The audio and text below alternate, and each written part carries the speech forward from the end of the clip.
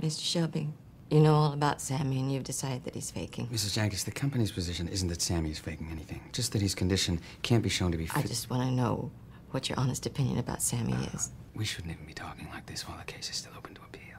I'm not appealing the decision. Then why are you here? Try to understand. When I look at Sammy, I don't see some vegetable. I see my same old Sammy. What do you think that's like for me, to suspect that he might be imagining this whole problem and that if I just could say the right thing, he'd snap out of it and go back to being normal?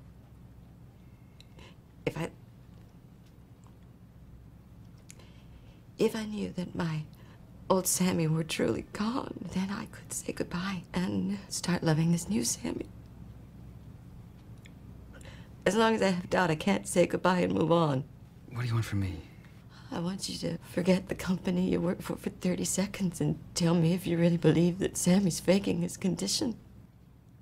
I need to know what you honestly believe.